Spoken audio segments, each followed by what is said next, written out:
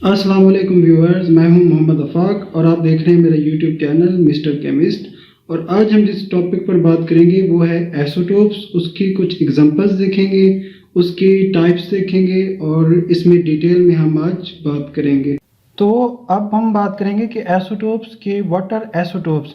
First of all Soddy ने isotopy को discover किया था। अब उसके मुताबिक एसोटोप्स ऐसे एलिमेंट्स के एटम्स होते हैं जिनका एटॉमिक नंबर तो सेम होता है लेकिन उनका मास नंबर डिफरेंट होता है। एज यू नो कि एटॉमिक नंबर किसको शो करते हैं? नंबर ऑफ प्रोटॉन्स जो कि एटम के न्यूक्लियस के अंदर मौजूद होते हैं, और मास नंबर शो करता है एटम के अंदर मौजूद number of protons and number of neutrons.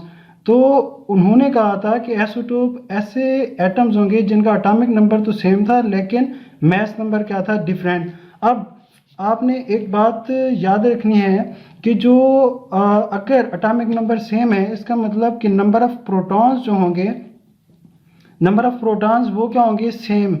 Means number of protons same है तो नंबर ऑफ इलेक्ट्रॉन्स भी एटम के क्या होंगे? सेम। तो ये देखा गया कि अगर एटॉमिक नंबर सेम होगा एसोटोप्स का तो इसका मतलब है कि नंबर ऑफ प्रोटॉन्स जो हैं वो सेम है। अगर नंबर ऑफ प्रोटॉन्स सेम है तो नंबर ऑफ इलेक्ट्रॉन्स भी सेम होंगे, क्योंकि एक न्यूट्रल एटम के अंदर जितने नंबर ऑफ प्रोटॉन्स होते हैं उतने नंबर ऑफ इलेक्ट्रॉन्स होते हैं। अब एटम के न्यूक्लियस के अंदर न्यूट्रॉन्स मौजूद होते हैं। तो एसोटोप की एक सेकंड डेफिनेशन भी दी गई कि उन्होंने देखा कि सिर्फ नंबर ऑफ प्रोटॉन्स क्या है? सेम है, लेकिन नंबर ऑफ न्यूट्रॉन्स जो हैं वो क्या होंगे? डिफरेंट। तो इसकी कुछ एग्जांपल्स हैं जो हम देखेंगे आज। तो नंबर ऑफ न्यूट्रॉन्स क्या होंगे? डिफरेंट, लेकिन नंबर ऑफ प्रोटॉन्स क्या होंगे? सेम। तो अब एक बात और है जो वेरी इंटरेस्टिंग है, उसको आपने उस पर गौर करना है। वो ये है कि जो केमिकल प्रॉपर्टीज होती हैं वो डिपेंड करती हैं इलेक्ट्रॉनिक कन्फिग्रेशन पर। अगर एटम के अंदर नंबर ऑफ इलेक्ट्रॉन सेम है तो इसका मतलब उसकी जो इलेक्ट्रॉनिक कन्फिग्रेशन होगी एटम की वो भी क्या होगी? सेम। तो जो केमिकल प्रॉपर्टीज होती हैं, केमिकल प्रॉपर्टीज वो इलेक्ट्रॉनिक कन्फिग्रेशन पर डिपेंड करती हैं। तो इसका मतलब है कि एसोटोप्स की जो केमिकल प्रॉपर्टीज होंगी वो भी क्या होंगी? सेम। अब जब फिजिकल प्रॉपर्टीज की बात करें कि जो फिजिकल प्रॉपर्टीज होती हैं वो डिपेंड करती हैं मास नंबर पर। तो जो हमने देखा कि एसोटोप्स ऐसे एटम्स हैं जिनका मास नंबर क्या है? डिफरेंट है। तो इसलिए इनकी जो फिजिकल प्रॉपर्टीज होंगी वो भी क्या होंगी? डिफरेंट, क्योंकि फिजिकल प्रॉपर्टीज जो है ये डिपेंड करती हैं मास नंबर के ऊपर।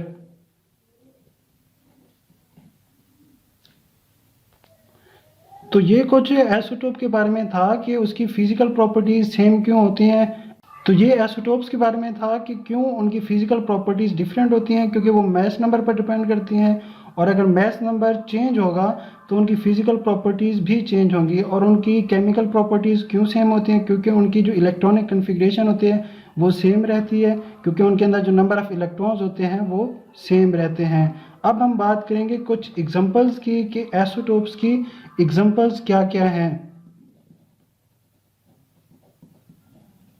तो फर्स्ट ऑफ ऑल हम देखें हाइड्रोजन की एग्जांपल देखेंगे कि हाइड्रोजन के कितने आइसोटोप्स होते हैं। नेचुरली जो है हाइड्रोजन के 3 आइसोटोप्स होते हैं, प्रोटियम। तो हाइड्रोजन के जो होते हैं वो 3 आइसोटोप्स होते हैं, प्रोटियम, ड्यूट्रियम एंड ट्रिटियम। अब एक बात आपको गौर करें कि कोई भी एलिमेंट जो है उसको सिंबॉलिकली हम जब रिप्रेजेंट करते हैं तो उसका जो एटॉमिक नंबर होता है जी, उसको हम नीचे लिखते हैं और जो एटॉमिक मास होते हैं उसको ऊपर। तो इसके अंदर आप देखें एक चीज़ आप कॉमन पाएंगे कि एटॉमिक नंबर सबका सेम है लेकिन मास नंबर जो है वो चेंज हो रहा है। तो अब हम देखेंगे कि मास नंबर के अंदर क्योंकि नंबर ऑफ न्यूट्रॉन्स जो हैं वो चेंज हो रहे हैं, अब हम नंबर ऑफ न्यूट्रॉन्स देखेंगे कि हम कैसे निकाल सकते हैं। तो हम बात करेंगे कि नंबर ऑफ न्यूट्रॉन्स जो है वो कैसे आप फाइंड कर सकते हैं। एज यू नो कि एटॉमिक मास की डेफिनेशन में आपने पढ़ा था कि atomic mass is the total number of protons and number of neutrons present in nucleus of an atom. तो एटॉमिक मास को हम रिप्रेजेंट करते हैं ए से, एटॉमिक नंबर को जी से और नंबर ऑफ न्यूट्रॉन्स को एन से। अब आपने फाइंड करना है नंबर ऑफ न्यूट्रॉन्स, तो ए माइनस जी हो जाएगा। अब जब आप प्रोटियम की बात करते हैं तो उसके अंदर नंबर ऑफ प्रोटॉन्स जो हैं वो सेम है, तो अब आपने नंबर ऑफ न्यूट्रॉन्स निकालने हैं, तो उसका जो एटॉमिक मास है वो भी देखा आपने 1 है और एटॉमिक नंबर भी 1 है। तो वो प्रोटियम के अंदर जो नंबर ऑफ न्यूट्रॉन्स हैं वो क्या है, 0। अब आप जब बात करेंगे ड्यूट्रियम की, तो ड्यूट्रियम के अंदर आपने देखा कि उसके अंदर जो मास नंबर था उसका वो क्या हो गया है, 2 हो गया था, और जो उसका एटॉमिक नंबर है वो क्या है, 1। तो आप फिर से आप नंबर ऑफ न्यूट्रॉन्स कैलकुलेट कर सकते हैं सेम फार्मूला यूज़ करके। तो number of neutrons is equal to 2 - 1। तो इस केस के अंदर नंबर ऑफ न्यूट्रॉन्स आपके पास क्या है, 1। और ट्रिटियम की जब आप बात करेंगे तो सेम फार्मूला आपने यूज़ करना है नंबर ऑफ न्यूट्रॉन्स फाइंड करने के लिए, जो कि हमारे पास ये है। अब ट्रिटियम के अंदर जो मास नंबर है वो 3 है और एटॉमिक नंबर 1, तो ये 3 - 1 और नंबर ऑफ न्यूट्रॉन्स कितने। तो आपने सब में एक बात नोट की है, वो ये कि नंबर ऑफ न्यूट्रॉन्स जो हैं वो सब में चेंज हो रहे हैं, लेकिन जो नंबर ऑफ प्रोटॉन्स है वो प्रोटियम में भी 1 है और ड्यूट्रियम में भी 1 है और ट्रिटियम के अंदर भी नंबर ऑफ प्रोटॉन्स 1 है। तो इसलिए ये एक सेकंड डेफिनेशन है कि आइसोटोप्स ऐसे एटम्स हैं जिनके अंदर नंबर ऑफ प्रोटॉन तो सेम रहेगा लेकिन नंबर ऑफ न्यूट्रॉन्स जो है वो डिफरेंट होंगे। एक और एग्जांपल हम देखते हैं कार्बन की, कि कार्बन के 3 आइसोटोप्स होते हैं, 12, 13 एंड 14। तो आप सेम फार्मूले के साथ जब नंबर ऑफ न्यूट्रॉन्स कैलकुलेट करेंगे तो जो फर्स्ट वन है 12 वाला, उसके अंदर नंबर ऑफ न्यूट्रॉन 6 होते हैं, 13 वाले के अंदर 7 एंड 14 वाले के अंदर 8। तो आपने देखा कि इसके अंदर इन सब के अंदर नंबर ऑफ प्रोटॉन, क्योंकि एटॉमिक नंबर सेम है तो नंबर ऑफ प्रोटॉन जो है वो सब के अंदर सेम है, लेकिन नेचुरली जो इनकी अबंडेंस होती है इन आइसोटोप्स की वो डिफरेंट होती हैं। जैसे कार्बन 12 जो है ये नेचर के अंदर 98.9% इसकी अबंडेंस होती है, जबकि जो दूसरे आइसोटोप हैं ये नेचर के अंदर 1.1% तक पाए जाते हैं। अब हम बात करेंगे कि आइसोटोप्स की टाइप्स कौन कौन सी हैं, तो उसके बारे में हम डिटेल में पढ़ते हैं। तो अब हम बात करेंगे टाइप्स ऑफ आइसोटोप। आइसोटोप्स की जो है वो 2 टाइप्स हैं, एक स्टेबल आइसोटोप हो सकते हैं और रेडियोएक्टिव आइसोटोप होते हैं।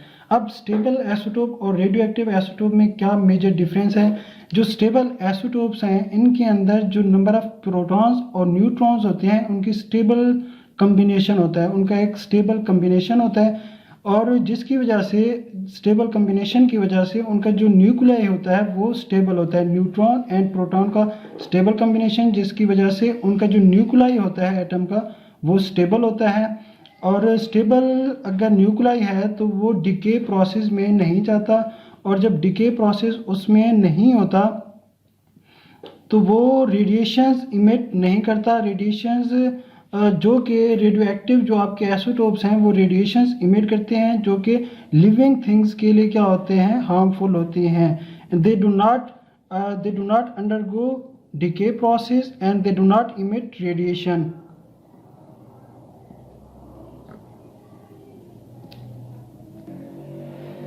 अच्छा, तो अब हम देखेंगे रेडियोएक्टिव आइसोटोप्स को। रेडियोएक्टिव आइसोटोप्स जो होते हैं ये हमारे पास अनस्टेबल आइसोटोप्स होते हैं। अनस्टेबल क्यों होते हैं, क्योंकि इनके न्यूक्लियाई के अंदर न्यूट्रॉन्स और जो प्रोटॉन्स होते हैं उनकी कम्बिनेशन अनस्टेबल होती है, इस वजह से इनका जो न्यूक्लियाई होता है वो अनस्टेबल होता है। तो ये अनस्टेबल से स्टेबल कन्फिग्रेशन के अंदर जाने के लिए डिके प्रोसेस में जाते हैं और ये रेडिएशंस इमिट करते हैं, रेडिएशंस अल्फ़ा, रेडिएशंस बीटा या गैमा। और ये जो रेडिएशंस होते हैं ये लिविंग थिंग के लिए वेरी हार्मफुल होती हैं। अब हम देखेंगे कि इन जो रेडियोएक्टिव आइसोटोप्स होते हैं इनके बहुत सारे यूजेस होते हैं। जिस तरह मेडिसिन के अंदर, रेडियोथेरापी के अंदर कुछ रेडियो आइसोटोप्स यूज़ होते हैं कैंसर ट्रीटमेंट के लिए, स्किन ट्रीटमेंट के लिए। अब स्किन कैंसर ट्रीटमेंट के लिए फास्फोरस 32 यूज़ होता है, और जो कैंसर होता है उसकी ट्रीटमेंट के लिए कोबाल्ट 60 को यूज़ किया जाता है।